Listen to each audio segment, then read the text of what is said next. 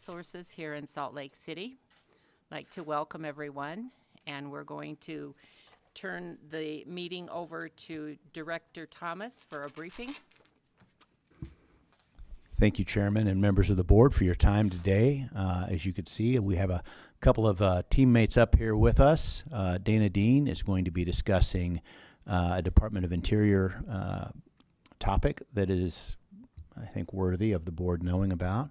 And then I will go into a rulemaking update, followed by our a CO2 Class 6 application presentation by by John South. And then I'll provide a few general updates and go on with the September agenda. So with that, I'm going to turn it over to Dana Dean. Thank you. Good morning, Ms. Chair and Board. In 2011, the Utah legislature passed HB 399. Oops, my notes just went away. Let me try to bring those back. Well, hopefully I don't need the notes because that's going to take a minute. Anyway, it was in 2011. It was titled the Environmental Litigation Bond. It was passed by Representative Mike Noel. He was Phil Lyman's predecessor, if you know the areas that Phil Lyman covers. Southern Utah, a lot of rural Utah areas where mining takes place. This environmental litigation bond covers the Department of Natural Resources, UDOT, and trust lands. And it requires anyone who appeals a decision by those agencies and asks for and gets a stay to put up a bond that would be the amount of money that a company would lose going through an appeal process. And then if you lose the appeal, the company would get that money. So that it would be, Representative Noel thought it would be putting some skin in the game for these environmental groups that appeal permits and things like that. As far as I know, this has never been put into practice in any of the three agencies. Definitely not here in oil, gas, and mining. Anyway, as soon as that was passed, we put in a program amendment with the Office of Surface Mining. We're required anytime our rules or statutes change here in Utah to do a program amendment with the Office of Surface Mining.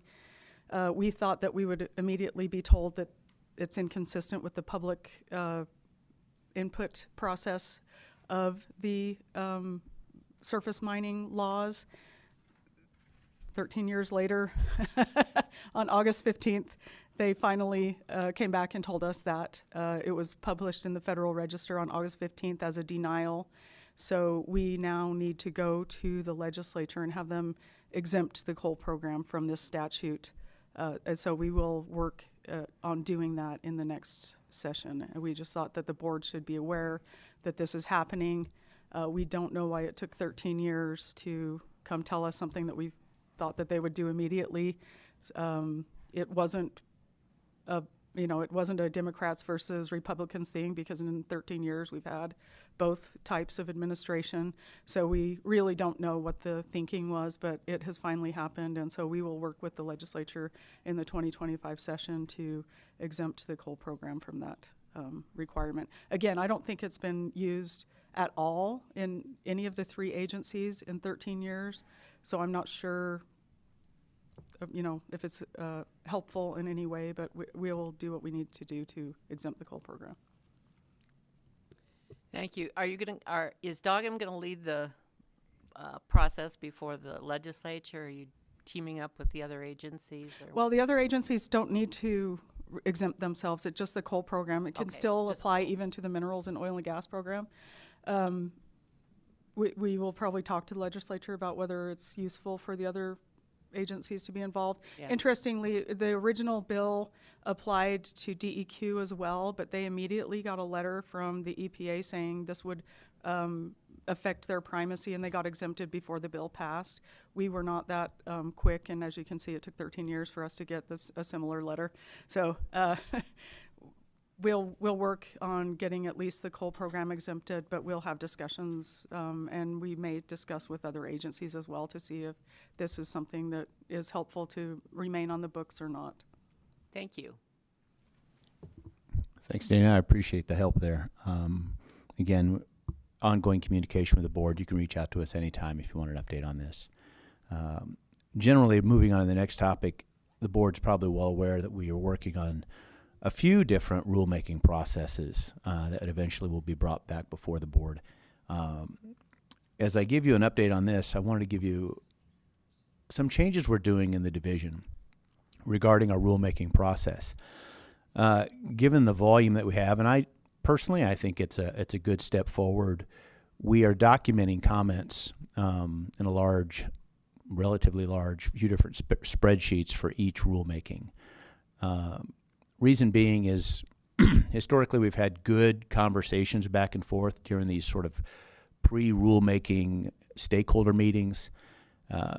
The amount of comments we were getting and then the corresponding responses, well, they were getting kind of lost in the mail. And so we implemented a tracking process. It's really just as simple as an Excel spreadsheet where if a comment is received, we document it, we note the section of statute the section of rulemaking that it's pertaining to, and then the division will provide comments. There's a few things that this accomplishes in our mind. One, a heightened level of transparency so that all of the stakeholders can see what the comments are and what our responses are, and also some amount of record. So when we're evaluating these, board members change, division staff changes, and historically we can go back and say, okay, what was going on here when this rule was developed and why did we change it? Context and change is really helpful moving forward, 5, 10, even 15 years down the road. And so we think this documentation process is a positive. All of the stakeholders on every side have been very positive about it and received it well.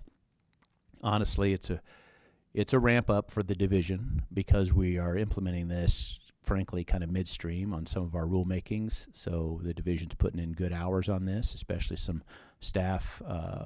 Our technical writer, Bailey, is really cutting her teeth well writing this in. So just a heads up there as how we're moving forward with rulemaking. Those comments will be also posted on our OGM site for all to see, including board members if you're interested. More specifically, regarding oil and gas bonding, we just had another round of stakeholder comments and discussions. The process has been going well with pretty good communication between all stakeholders in the division. There are a few items we're working through and are allowing comments from stakeholders until August 30th on oil and gas bonding. Soon after that, we'll initiate the formal process to prepare rules for board review. Second topic, carbon sequestration rulemaking. We have distributed the draft rule to stakeholders at the beginning of July, asking for comments, and held a stakeholder discussion on August 14th. The rule is pretty good size. It's about 39 pages long. And to allow time to evaluate, we extended the comment period to September 13th. We'll hold another stakeholder discussion on September 19th, and then we will begin open houses throughout the state on September 19th in Vernal, October 2nd in Cedar City, October 8th in Salt Lake City, and finally October 15th in Price. All open houses will be from 5:30 to 7:30 p.m. and held in DNR offices, except the Price open house will be held at the Southeastern Regional Development Agency building. The third rulemakings that I want to update the board on, recycling facilities. Our second comment period closed on Friday, and tomorrow, August 29th, from 9 to 11, is our second stakeholder discussion.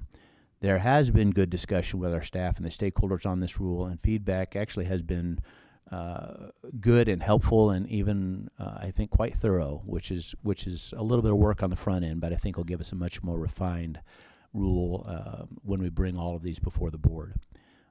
So before I move on to John and his presentation, are there any questions from the board at this time? Could you give me the date for the Salt Lake City stakeholder meeting again? For carbon sequestration, Yeah. the October 8th in Salt Lake City. And we'll make sure that these are posted online as well, folks. Thank you. Thank you. Just a comment from me. I appreciated that you guys had responded so thoroughly to my comments on the carbon sequestration rule, and I found it really useful to have that table that you had put together just to see really quickly which ones were accepted and which ones you had reasons to ignore, and I agreed with your rationale on all that. So thanks. Thank you very much. That affirmation means a lot to us. We appreciate it. We'll keep it up. And for that, I'm going to now, for a further update on CO2 Class 6 primacy, I'm going to hand this off to John South. Thank you, Madam Chair, members of the board. My name is John South. I'm the UIC Environmental Manager, and I've been part of the Class 6 primacy process. So I'm going to just give you a brief update regarding where we've come from, kind of what we're working on right now, and what the next steps are. There will be a little redundancy in the presentation from what you just heard from our director. So in 1982, the Division of Oil, Gas, and Mining was granted primacy by the EPA for saltwater disposal, EOR storage for all Class 2 wells. And in 2022, the state legislature commissioned the Board of Oil, Gas, and Mining to seek Class 6 primacy. And you know a lot of the background on that. We created a working group within the division on October 25th that have been very put a lot of work into working on the rule. And so we created an R644. That'll be the number of our sequestration rule, our CO2 sequestration rule. And at this point, as Director Thomas mentioned, it is a draft, and we've submitted it to the EPA. And as with the Class 2 status, all Indian country will remain under EPA authority even once we get granted primacy for Class 6. So just a little timeline. Some of this Director Thomas already mentioned, but we initiated the process of drafting the sequestration rule with a consultant on October 19th of last year, and have been very engaged with them and within our team to create the draft rule. On June 6th, with board approval, we began engaging stakeholders. We invited comments on July 8th, and on July 9th, our draft rule was submitted to the EPA along with the crosswalk that's part of the primacy application. As was mentioned, we had a first stakeholder meeting on the 14th of this month, and it was virtual. And although there were a lot of participants, there were no comments made at that point. As Mr. Borden mentioned, we spent a lot of time reviewing comments he made. We really appreciate those comments and really appreciate the feedback on that. So thank you. And we, as Director Thomas mentioned, we have extended that comment period to September 13th. There was one stakeholder in particular that wanted to do a thorough job reviewing that and have that period extended, so we accommodated them.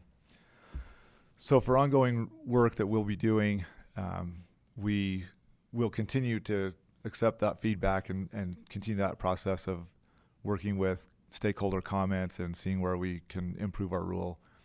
We'll continue stakeholder outreach.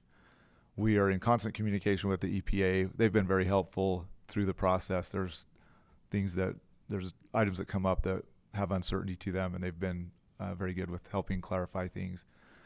We will continue our administrative activity. There's a lot of things that have to be done in terms of the forms, the fee schedules. We have an MOU that we're working on with the DEQ. We're working with the governor and attorney generals. This crosswalk, the EPA has a crosswalk that we have to follow as part of our application. We continue to work through that.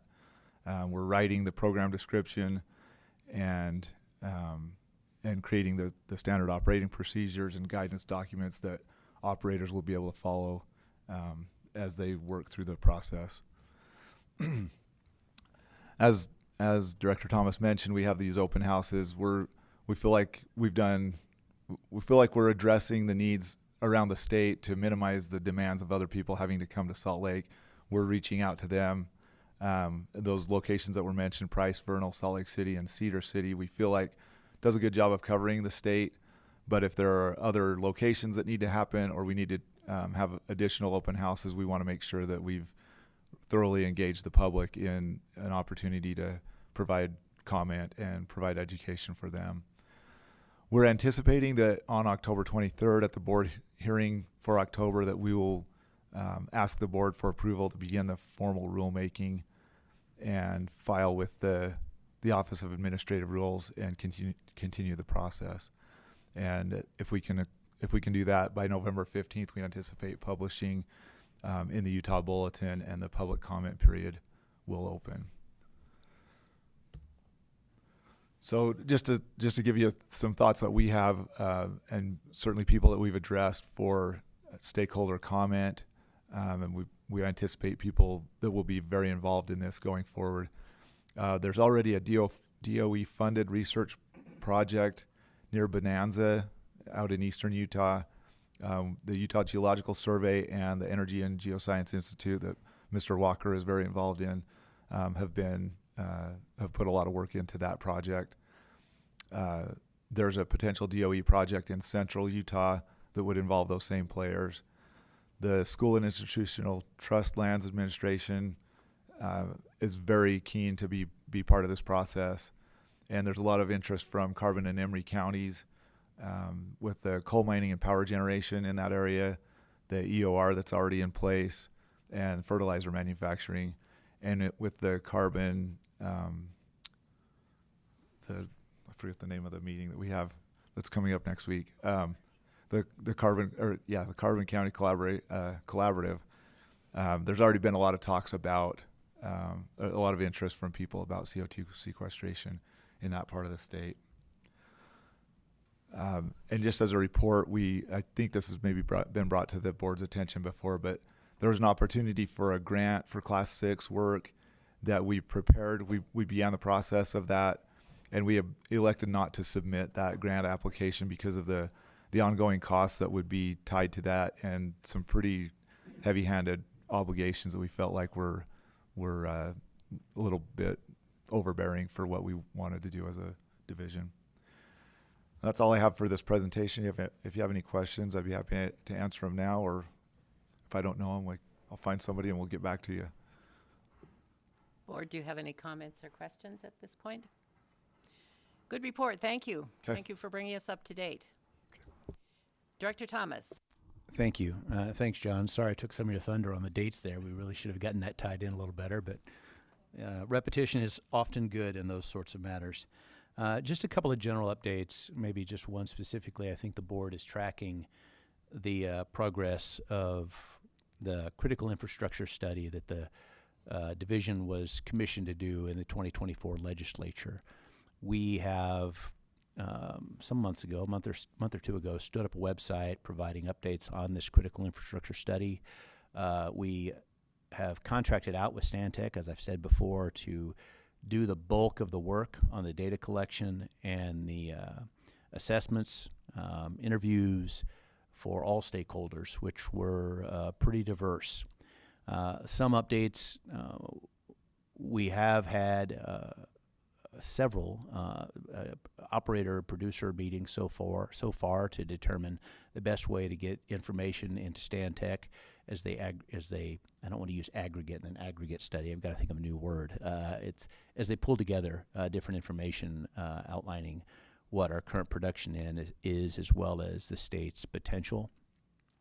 Stantec over the month of August, I think including today or tomorrow, has reached out to individual counties, the Class 1, 2, and 3 counties in Utah, to get comments from them. They're now going to reach out to the cities and towns groups to pull in additional information. I think that they're going to talk into the talk to the Utah Farm Bureau, and there's a lot of stakeholders that they're bringing in. General update, though, is we're on schedule and on budget, which is very positive to be able to provide, I think, a pretty robust data set to the legislature for the 2025 session. And again, for the record, the the division is not going to make any recommendations on what we think should happen. That's the legislature's call, and we've stood by that all along, but we're happy to do this work for them. And I just wanted to share that update with the board so you guys had the opportunity to comment or question if you'd like, but also just so you know what's going on and where, frankly, Dana and I are putting a fair amount of time.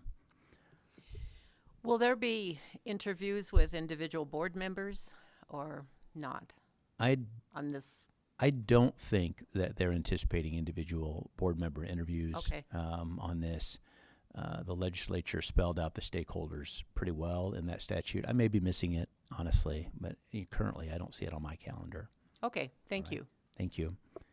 And finally, moving on to the September agenda, I think many of you are aware that we will not be here next month.